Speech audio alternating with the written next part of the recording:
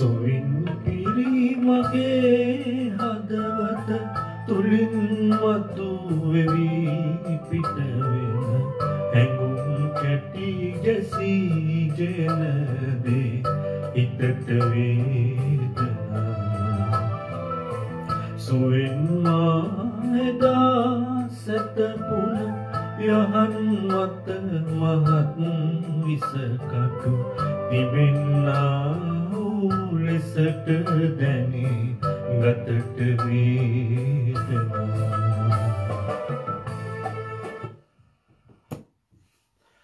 ආයිබෝවන් සුබ දවසක්. ඔන්න අදත් ලස්සන ගීතයක අරුත පැහැදිලි කරමින් ගීතය ගායනා කරන්නට මං ආවා ඔයාලගේ නිවසට. අදත් සුමදර රසබර ලස්සන ගීතයක් අරගෙන ආවා මං ඔයාලා වෙනුවෙන් ගයන්නට. ඉතින් මුල් කොටස මං ගායනා කරද්දි අද ගීතේ මොකක්ද කියලා ඔයාලට දැනෙන්නට ඇති. අද තමා සොවින් පිරිමගේ හදවත කියන ලස්සන ගීතය. මේක සංගීතවත් කරලා ගායනා කරන්නේ සනත් නන්දසිරි මහත්මයා. ඒ වගේම මේ පද රචනය ප්‍රේමනාත් විජේවර්ධන මහත්මයාගේ. ඉතින් මේ ලස්සන ගීතය ගැන කතා කරන්නට තමයි අද ආවේ. මම මෙහෙම ප්‍රවේශයක් ගන්න මේ ගීතයට එන්නට මත්තේ. ධර්මයේ මෙන්න මේ විදිහට සඳහන් වෙනවා. ප්‍රේමෝ ජායති සෝකෝ ප්‍රේමෝ ජායති භයං ප්‍රේමතෝ විප්පමුත්තස්ස නත්ති සෝකෝ දුකං බයං.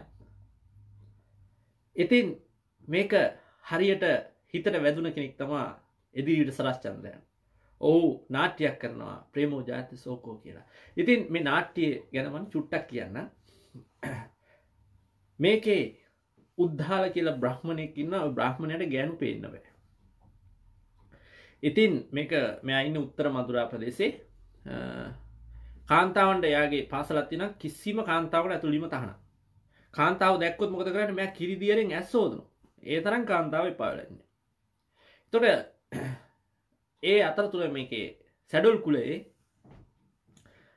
ලස්සන රූප සම්පත්, ඒ කියන්නේ පෙර කරපු අකුසලයකට සැඩොල් කුලයේ ඉපදිලා පෙර කරපු කුසලයක් හේතු කොටගෙන ලස්සන රූප ස්වභාවයක් එක්ක උපදිනවා ස්වර්ණ තිලකා කියලා ලස්සන යෝතියක්. මම කොච්චර ලස්සනද කිව්වොත් මගේ පපුවේ මේ පියවරු මැද්දේ තියෙනවා ස්වර්ණ තිලකයක්.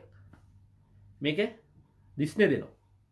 ඉතින් මේ ස්වර්ණ තිලක කැමති වෙන්නේ නැහැ ඒ සැඩොල් කුලේ කෙනෙක් විවාහ කරගන්නට. මේක විවාහ කරගන්න කැමති වෙන්නේ නැති හින්දා මේක රජතුමාට යනවා රටේ. රජතුමා කියනවා ආරිවා කැමති නෑනේ මේ කිසිම කෙනෙක් විවාහ කරන්න. එහෙනම් ඔන්න මේ උත්තර මදුරා ප්‍රදේශයේ ඉන්නවා උද්දාල කියලා බ්‍රාහ්මණේ ගෑනු පෙන්වන්න බෑ. අන්න යාව කොහොම හරි මෙව කරගන්න කියලා. ඊට පස්සේ මෙයා මොකද කරන්නේ? යනවා. මෙයා යනකොට මේ තාත්තත් එක්ක යන්නේ. තාත්තා තමයි රජමාලිගාවේ වීණා වාදනය කරන්නේ. එතකොට තාත්තත් එක්ක යනවා මේ උත්තර ප්‍රදේශයට මේ බ්‍රාහ්මණයව මෙව කරගන්නට. මේ රාජානක්නේ. ඉතින් යනවා. යනකොට දැන් ඉතින් මෙයාට යන්න මුදල් හොයා ගන්නවා. තාත්තා මොකද කරන්නේ? එක රජ ප්‍රදේශ වලට ගිහින් රජවරු සමග මේ වීණා වාදනය යෙදෙනවා. එතකොට මේ ස්වර්ණ තිලක කුමරි මොකද කරන්නේ? අර රජුරවන්න පේන්න මේ මෙහෙම පියවරු චුට්ටක් පේන මේ ස්වර්ණ තිලකේ පේන්නනවා. රජතුමා මොකද කරන් දැල්ලා වැටෙනවා. වැටුණාට පස්සේ ආයි සිහිය එනවා. සිහිය එනකොට බලනවා මෙයා සැඩොල් කුලේ කාන්තාව නිසා විවාහ කරගන්න බෑ. ඒ නිසා මොහු මොකද කරන්නේ? කඩුව අරගෙන රජතුමා බෙල්ල කපා ගන්නවා. මේ උත්තර මදුරා ප්‍රදේශයට යනකම් රජවරු 7 දෙනෙක්ම ওই විදිහට වෙනවා. 7 දෙනාම බෙල්ල කපාන මැරෙනවා. ඔන්න ඊට පස්සේ යනවා මෙයා මේ උද්දාල බ්‍රාහ්මණයා හම්බෙන්න. බ්‍රාහ්මණයා ගෑනු දකින්න කැමති නෑනේ.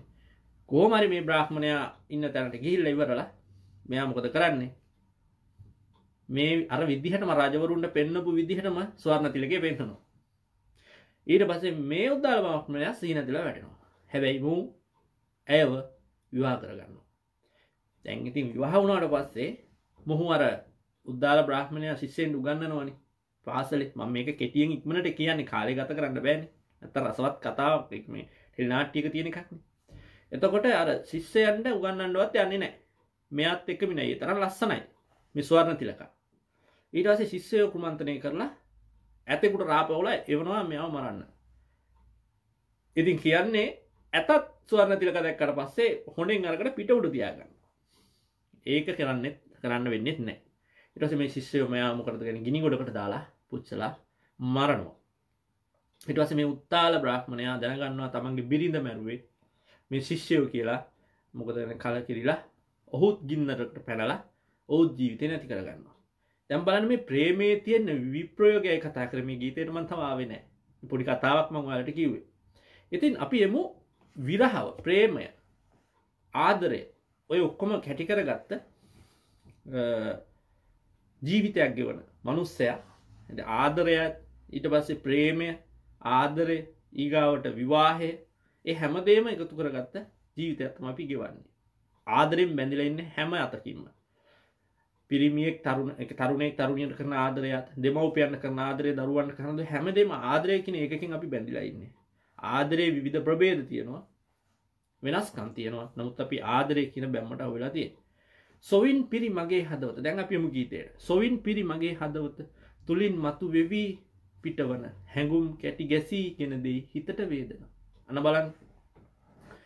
ශෝක බරිත වූ හදවත තුලින් මතුවෙච්ච පිටවන මේ හැඟීම් මගේ හිතට දැනෙන අසීමිත වේදනාවක්. මේක විරහවක්. ශෝකයෙන් පිරීලා ආදරෙන් වෙන් වෙලා විරහවක් දැනෙනකොට ඒක හදවතට දැනෙන්නේ මා අසීමිත දුකක්. දුකක් කැටි කරගත්ත ඊටාම වේදනාවක්. සුවෙන් මා එදා සැතපුණු යහන් මත මහත් විසකටු තිබෙන්නා වූ ලෙසට දැනේ ගතට වේදනා. එනම් එදා සුවෙන් සැතපුණු යහන මත දැන් මහත් විසකටු තියනවා වගේ දැනෙනවා. ඔහුට මේ විරහව දැනෙන්නේ එහෙමයි. ඔහු එදා ආදරය කරනකොට ඇය සමග පෙමින් ඉන්නකොට නිදාගත් උනත් තමන් නිදාගන්න යහන තමන්ට දැනෙන්නේ.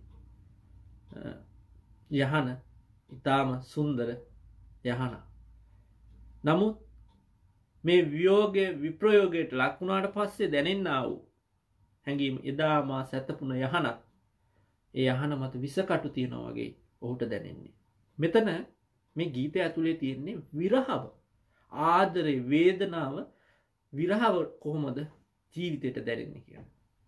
එහෙනම් ශෝක බරිත හදවතකින් යුතුව වේදනාබර සිතකින් යහනක සැතපුණත් ඒ විරහ වේදනාවේදී ඒ යහනත් කටු අතුරපු යහනක් බවට වගේ දැනෙනවා කියලයි මේ ගීතය ඇතුලේ තියෙන්නේ පළවෙනි කොටසේදී.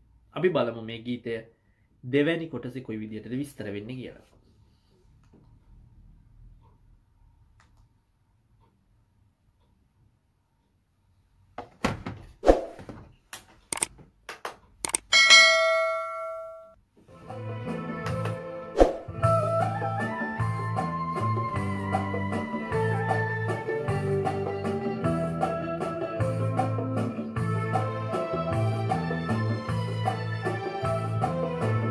ගතත් වේදනාවෙන් පිරි සිතක් සෝදුකින් බරවී දෙනෙත් අඳ නොවී තිබුණත් ඉනුත් නැහැ සුවේ කනත් විහිරි වී නැතිමුත් අමුත්තක් වෙලා නැහැ කිසි එහෙත් ඉන් හොඳක් මිහිරක් මෙතෙක් නැසි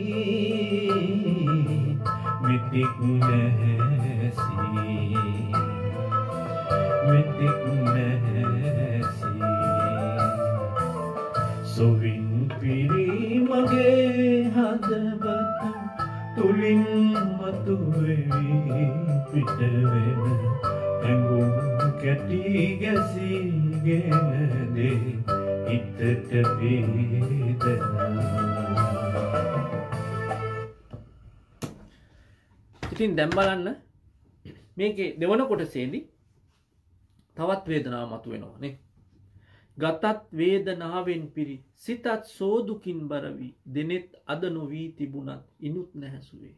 දැන් බලන්න ආදරය කරනකොට අපි කියනෝනේ ආලේ අන්දයි කියලා. මොනවත් නැහැනේ දැන්. දෙනෙත් අඳ වෙලා නැහැ ඇත්තටම. ඒත් නැසුවේ. ගතත් වේදනාව ඇත්තටම විරහවට ලක් වුණාම ඒ කියන්නේ විරහව කියන වෙන්වීම විරහවට ලක්විච්ච හිතක් දන්නවා. වෙන්විච්ච හිතක් දන්නවා. ගතත් වේදනාවෙන් පිරි. එහෙනම් ගත වේදනාවරයි. ඒ හිත වේදනාවෙන් තියෙන්නේ. සෝ දුකින් බරවි. දෙනෙත් අද නොවී තිබුණත් ඉනුත් නැහැසුයි.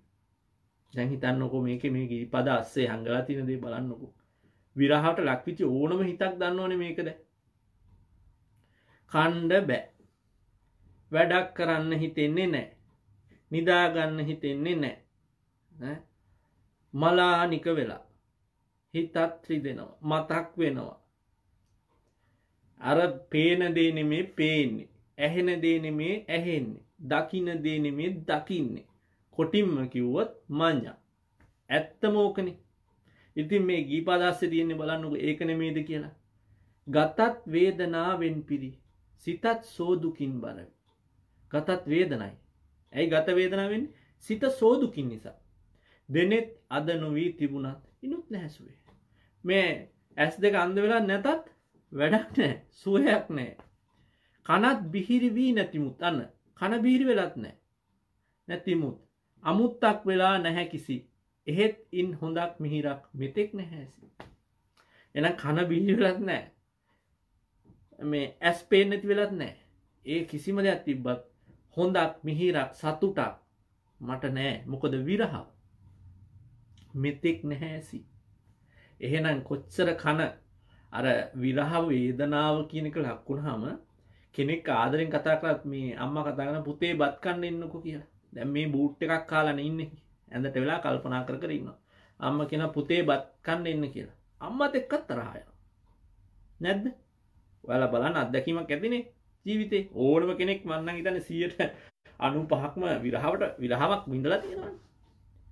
එතකොට කන බිහිරි වෙලා නැහැ. ඇහෙන්නේ. ඒකත් කේන්තියට එනවනේ.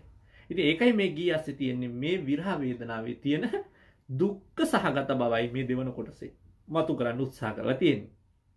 ඉතින් මේක හරි ලස්සන මේ ගීතය ඇතුලේ සනත් නන්දසිරි මහත්මයාගේ ගායනය ඇස්සේ ලස්සන හැඟීමක් උද්දීපන වෙන විදිහට මේ ගීතය නිර්මාණය කළා තියෙනවා. ඒ වගේම මෙහි සංගීතය ඉතාම මිහිරි. ඒ වගේම මෙම පද මාලාවේ ලස්සන අරුතක් ගැඹෙලා තියෙනවා.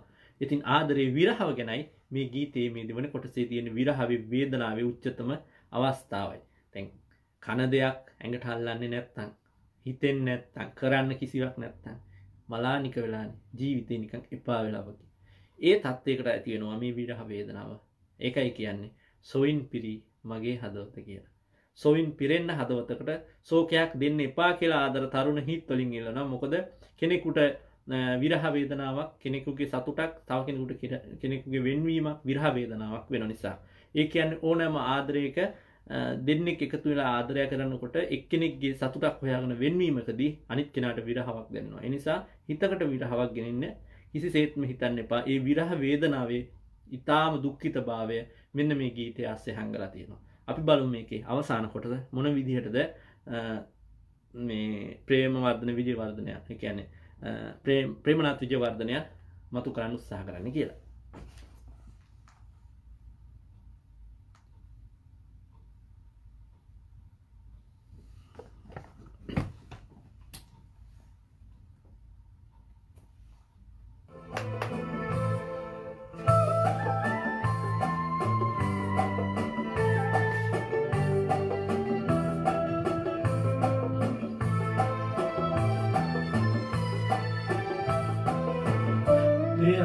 සහ දෙපා කොරවි නැතත් නින් ලබන්නට හැකි කිසිත් සම්පතක් සතුටක් මෙතෙක් නැහැ ලැබී මිහිරියන වදන පමණක් අසා ඇති නමුත් මේ තුල ඇහිරිලා තිබෙන රුතක් මෙතෙක් දැනී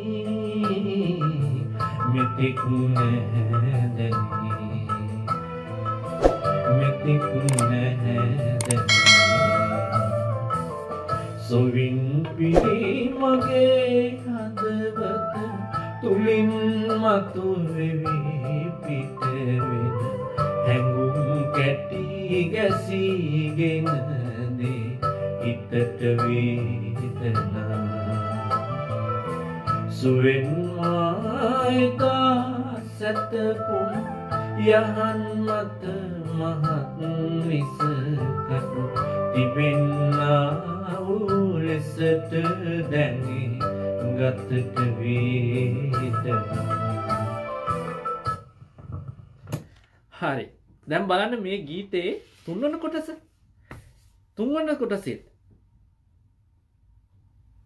කියනවා මේකේ මේ දෙයත් සහ දෙපා කොරවි නැතත් ඉන් ලබන්නට හැකි කිසිත් සම්පතක් සතුටක් මෙතෙක් නැහැ නෙපි. ඉස්සරලා මුල්ම කොටසේ තිබ්බා මේ විරහවේ තියෙන භයංකාරකම. ඊට පස්සේ දෙවන කොටසේ විරහ වේදනාව විඳිද්දි තියෙන දැනෙනා වූ භය දුක ඒ තියෙන හැඟීම විරහවට ලක්විච්ච පුද්ගලයෙකු තුළ තියෙනා වූ ඒ කලකිරීම ඒ විඩාව ගතේ සිතේ හැමතැනම ඒක මතු කරා. දැන් මේකේ තියෙනවා දෙයත් සහ දෙපා කොරවි නැතත් ඉන් ලබන්නට හැකි. අත් දෙකවත් කකුල් දෙකවත් කොර වෙලාවත් නැහැ. අංග විකල නැහැ. ඒත් කිසි සම්පතක් සතුටක් මෙතෙක් නැහැ ලැබෙන්නේ. විරහට ලක් වුණාම අර කියන්නේ ගමනක් යන්න හිතෙන්නේ නැහැ. වැඩක් පළක් කරන්න හිතෙන්නේ නැහැ. ඉතින් අත් දෙක කකුල් දෙක හොඳට තිබ්බත් අර හිත විරහවෙන් පිරීලා වේදනාව බර වුණාම ඒවත් කිසිම සැපතක්වත් සතුටක්වත් දැනෙන්නේ නැහැ. අත් දෙක පා තිබ්බට හරියට අත්පා නැති මිනිස්සෙක් වගේ හැඟීමක් ඇති වෙනවා. මිහිරි යන වදන පමණක් අසා ඇති නමුදුවේ තුල ඇහිරිලා තිබෙන අරුතක් මෙතෙක් නැහැසි. අන්න බලන්න. මිහිරි කියන එක ඒ වදන මිහිරි කියන වචනේ කියන හරි ලස්සනයි. මිහිරි කියලා ඒක අහලා තිබ්බට ඒ තුල ඇහිලා තියෙන අරුත ඒ වචනේ ඇත්තේ තියෙන වූ සුන්දරත්වය මෙතෙක් මට ඇහිලා නැහැ.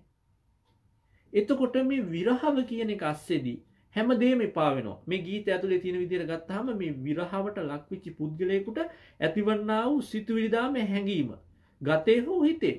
ඉතින් ඒක මේ ගීතේ පුරාවට තියෙනවා. මෙතෙක් නැහැසි. එහෙනම් මිහිරි කියන වචනේ ඇතුලේ ලස්සනක් හොඳක් තියනවා කියලා අහලා තියෙනවා. තිබ්බට මට මේකේ තියෙන ඇතුලේ තියෙන ආරුත මට තාම දැනෙලා නැහැ. දැනෙන්නේ කොහොමද විරහවට අහුවෙලා. එහෙනම් මේ පද රචකයා මේ විරහ වේදනාවේ තියෙන දුක්ඛ සහගත බව මවන්නට මතු කරන්නට උත්සාහ කිරීමක් මේ ගීතය ඇතුලේ තියෙනවා. ඉතින් මේ ගීතයට සුමధుර සංගීතයක් සපයමින් ගායනා කරන්නේ සනත් නන්දසිරි මහත්මයා. එහෙනම් අපේ විරහ වේදනාවක් තව හිතකට දෙනකොට පොඩ්ඩක් හිතන්න. ඒ විරහ වේදනාව ඔබට සතුටක් වෙන්නේ නැද්ද? ඔබ දෙන නිසා. ඔබ ඇයගෙන් හෝ ඔහුගෙන් ඉවත් වෙනකොට ඔබට සතුටක් දැනෙලා නිසායි ඔබ ඉවත් වෙන්නේ. එහෙනම් වෙන ආදරයකට හිත ගිහිල්ලා හෝ වෙන විවාහයකට හිත ගිහිල්ලා හෝ ඇයව අතාරින්නේ. ඒක සමහර විට ඔබට දුකක් නොදෙන්නේ. මොකද ඔබයි ඇයව අතහරින්නේ.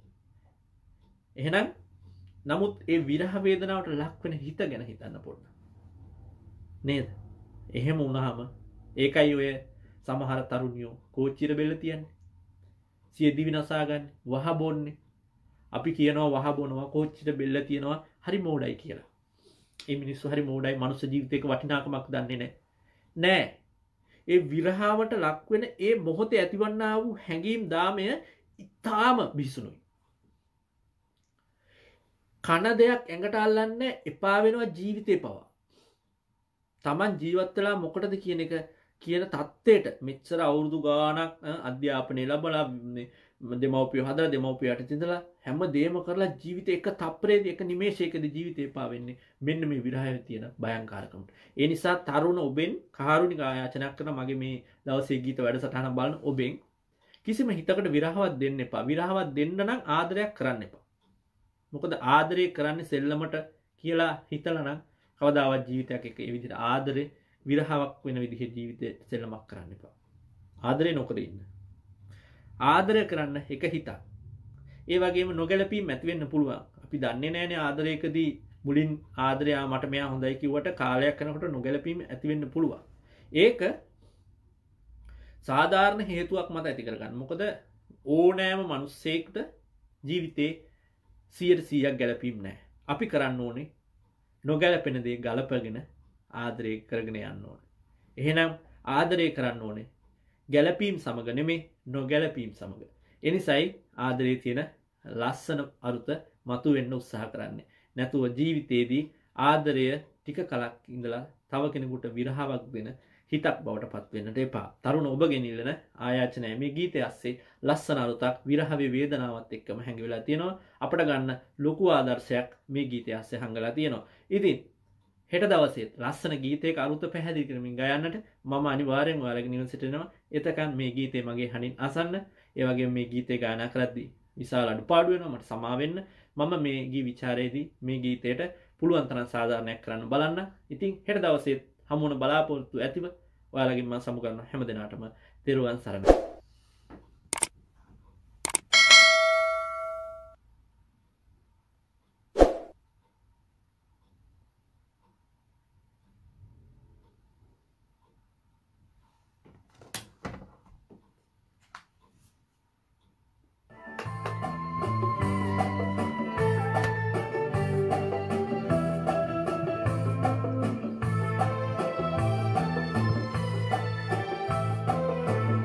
සොවින් පිරි මගේ හදවත තුලින් මතුවෙවි පිටවෙන හැඟුම් කැටි ගැසීගෙන දේ හිතට වේදනා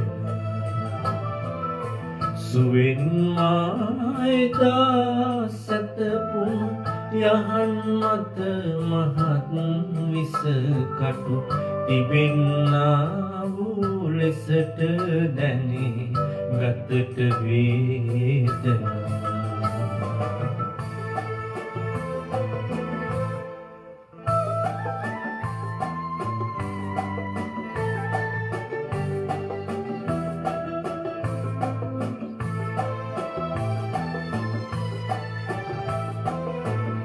ගතත් වේදනාවෙන් පිරි සිතත් සෝදුකින් වරවි දෙනෙත් අඳ නොවී තිබුණත් ඉනුත් නැසුවේ කනත් විහිරි වී නැතිමුත් අමුත්තක් වෙලා නැහැ කිසි ඒත් ඉන් හොඳක් මිහිරක් මෙතෙක් නැසි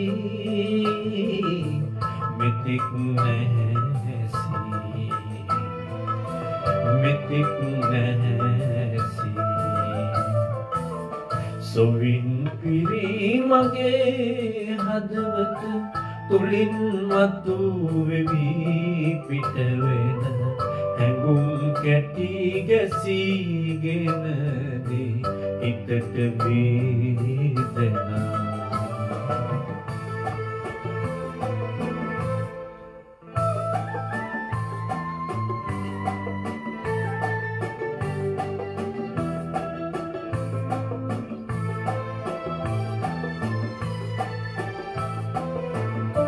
දෙයක් සහ දෙපා කොරවි නැතත් නින් ලබන්නට හැකි කිසිත් සම්පතක් සතුටක් මෙතෙක් ලැබී මිහිරියන වදන පමණක් අසා ඇති නමුත් ඒ තුල ඇහිරිලා තිබෙන අරුතක් මෙතෙක් නැදනී මෙතෙක් නැදනී මෙතෙක් නැදනී සොවින් පිරි මගේ හදවත තුලින් මතුවෙවි පිටවෙන හැඟුම් කැටි ගැසීගෙන දේ හිතට වේදනා සුවින් මායදා සැතපුන යහන් මත මහත් විස කටු තිබෙන්නා වූ ලෙසට දැනේ ගතට වේදනා